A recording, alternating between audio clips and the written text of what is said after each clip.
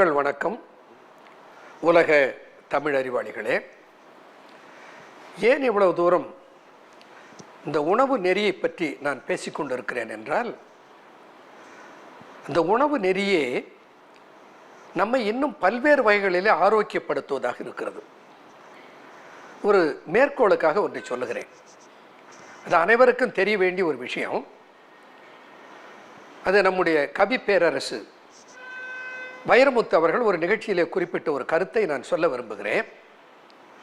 இதை எல்லா இனிப்பு நீரினாலே பாதிக்கப்பட்டவர்களும் மனதிலே பதித்துக் கொள்ள வேண்டிய ஒரு செய்தி. நாம் தொடர்ந்து நீரிழிவை பற்றி பேசுகிற போது என்ன சொல்லுகிறோம்? நீரிழிவை நண்பனாக்கி வெல்லுவோம் என்று ஒரு கொட்டேஷன் போல நாம் ஒரு துணுக்கை கொடுக்கிறோம். நீரிழிவை நண்பனாக்கி வெல்லுவோம் என்று நாம் தொடர்ந்து பல மாதங்களாக பேசிக்கொண்டிருக்கிறோம். அந்த கருத்தை ஒட்டியதைப் போல கவிப்பேரரசு அவர்களுடைய சிந்தனையும் இருந்தது, மகிழ்ச்சியாக இருந்தது. இந்த மாதம் 24ஆம் தேதி அந்த முத்தமிழ் பேரவையிலே லைன் தியாகராஜன் அவர்கள் ஒரு கின்னஸ் பதிவு செய்தார்கள். யோக பயிற்சிகளை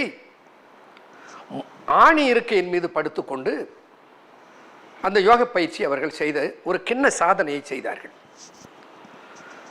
அந்த கிண்ண சாதனை செய்த நாளில் அந்த விழாவிற்கு சிறப்பு விருந்தினராக வருகை தந்திருந்த கவிப்பேரரசு அவர்கள் ஒரு கருத்தை சொன்னார்கள்.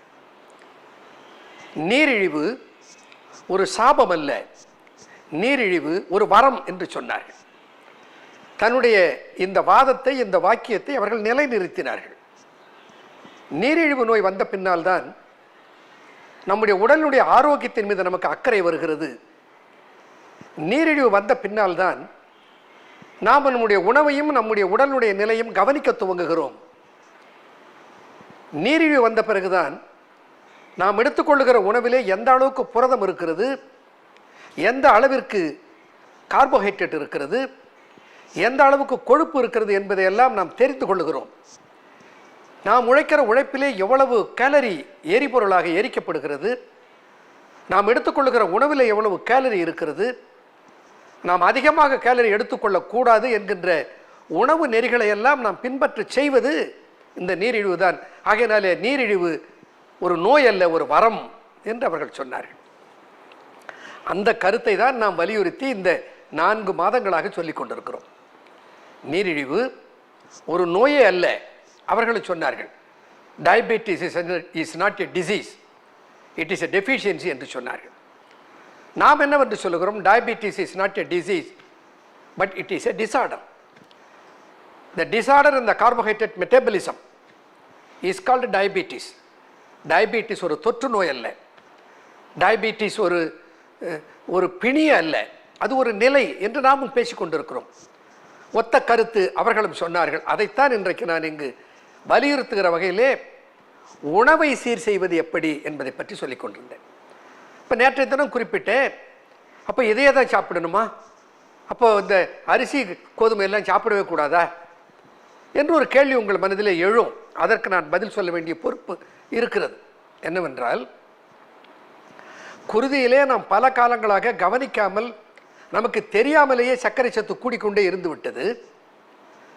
திடீரென்று உடலிலே பல அறிகுறிகள், சிலருக்கு உடல் இளைப்பதைப் போல, சிலருக்கு உடல் சோறு உருவதைப் போல, சிலருக்கு ஏதோ சில தடுமாற்றங்கள் இருப்பதைப் போல, சிலருக்கு அவர்களுடைய செயல்திறனிலே ஒரு பின்னடைவு இருப்பதைப் போல, இப்படி பல்வேறு அறிகுறிகளை போய் நாம் மருத்துவரிடத்தில் சொல்லுகிற போது அவர்கள் எதற்கும் கொஞ்சம் இரத்தத்தில் சர்க்கரையை பரிசோதனை பண்ணி பாருங்களேன் என்று சொல்லுவார்.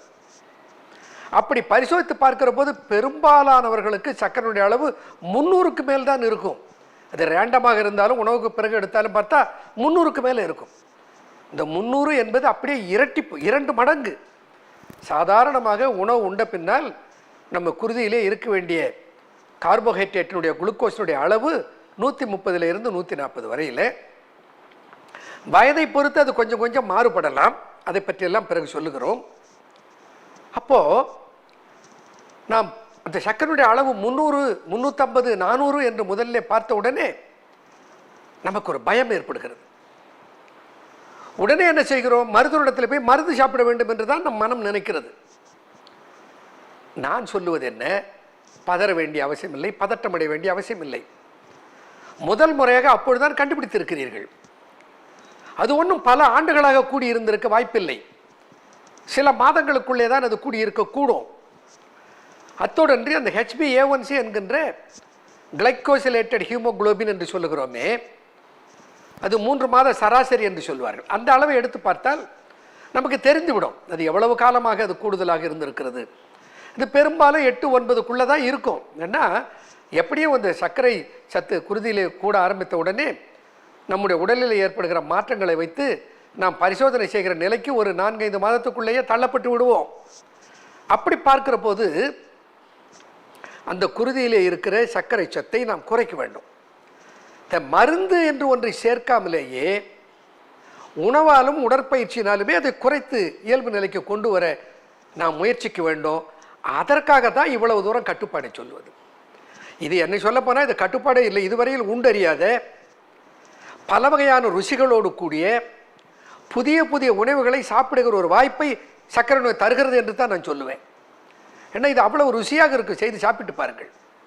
பிறகு இந்த அரிசி கோதுமையிலே செய்த உணவு நமக்கு பிடிக்காமலே போய்விடும். அப்போது அதற்காக இந்த உணவை பற்றி இவ்வளோ வலியுறுத்தி சொல்லுகிறோம். பின்னர் அதை பற்றி சொல்ல இருக்கிறோம். ஒரு குறிப்பிட்ட காலத்துக்கு பின்னால் உங்களுடைய முயற்சியும் உங்களுடைய கட்டுப்பாட்டையும் பொறுத்து அது ஓரிரு மாதத்துக்குள்ளாக இயல்பு நிலைக்கு வந்த பின்னால் நாம் இந்த உணவை தளர்த்தி கொள்ளலாம். அதை எப்படி தளர்த்தி கொள்வது அது பற்றியெல்லாம் நாம் பார்க்க இருக்கிறோம்.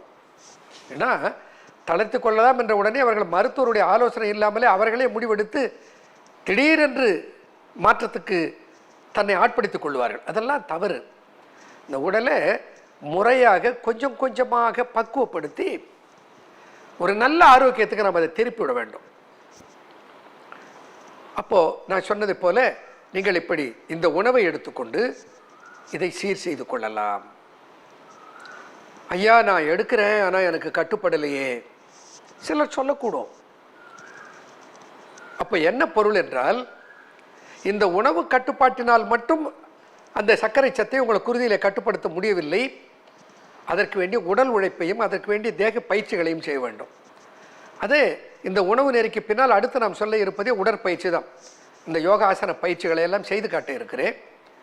எந்த மாதிரியான பயிற்சிகள் எல்லாம் குறிப்பாக சர்க்கரை சத்தை குறைப்பதற்கு மிக முக்கிய பங்காற்றுகிறது என்கின்ற அந்த பயிற்சிகளை எல்லாம் செய்து காட்ட இருக்கிறேன். அதை எல்லோரும் செய்ய முடியும், எல்லோருக்கும் சாத்தியம், எந்த வயதினரும் செய்ய முடியும். அப்படி எளிய பயிற்சிகளைத்தான் அதற்கு நான் உருவாக்கி இருக்கிறேன் என்று சொல்வதை விட தொகுத்து இருக்கிறேன். ஆகையினால இந்த உணவு கட்டுப்பாடு என்பது ஒரு குறுகிய கால, எவ்வளவு சீக்கிரத்திலே நாம் குருதியிலே சர்க்கரை அளவை குறைத்து இயல்பு நிலைக்கு கொண்டு வருகிறோமோ அந்த கால அளவை பொறுத்து தான் இத்தனை கட்டுப்பாடு. அடுத்து எந்த மாதிரி உணவுகளுக்கு போகலாம் என்பதை பற்றி தொடர்ந்து பார்ப்போம். நன்றி, வணக்கம்.